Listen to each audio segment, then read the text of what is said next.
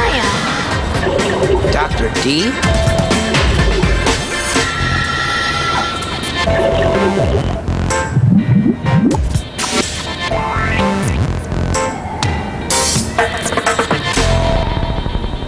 Dr. D, what were you doing swimming in the aquarium? I was helping clean the Chesapeake Bay Aquarium here at the Virginia Marine Science Museum. I understand you're trying to help Jacob stay well before he goes on his vacation. Yes, we've learned about all kinds of ways the diseases can be transmitted, so Jacob quarantined himself in the treehouse. I've got just the thing for you to test your treehouse. Test it for what? This will be a test to see if the treehouse is free from airborne microbes. What's a microbe? Microbes are very small organisms, too small to see without a microscope.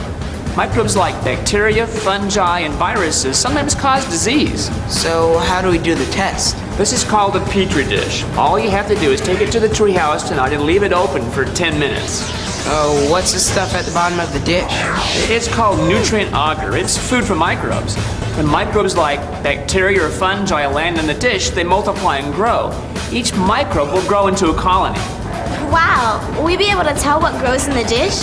Yes, let the microbes grow until tomorrow, and you'll be able to go by and see my friend, Mr. Frank, biologist at Tidewater Community College.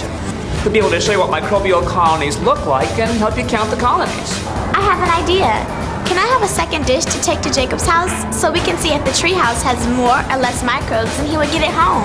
Sure, that's an excellent idea. But how do we know that the petri dish doesn't already have microbes growing in it right now? Good question. What you need is a third dish that you never open. This will serve as a control. And in the experiment, you need to have only one variable. We'll need to keep the exposure times the same in both petri dishes and use the same kind of microfood. That's nutrient agar. Right. And make sure nothing is already growing in the dish, then you'll have a carefully controlled experiment.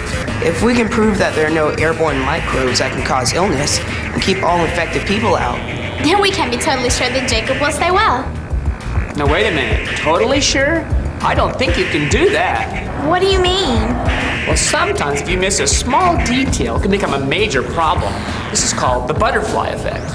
Butterfly effect? Yes, Edward Lorenz, who is a pioneer in chaos theory, once gave a talk entitled Predictability as the flap of a butterfly's wing in Brazil set off a tornado in Texas. Let me show you.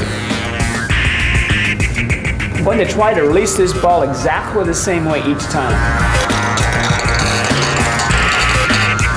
Now let's try it again. Look at how little variations in the beginning make a big difference in the end.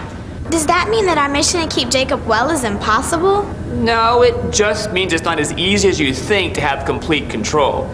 You can stay away from crowds, but for example, you can't stop breathing. Oh, I get it.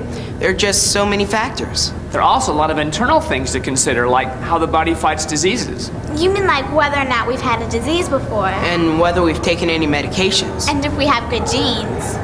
Yes, those are a few. Thanks, Dr. D. It sounds like we need to investigate this a little more. You're welcome. Let's get some more petri dishes.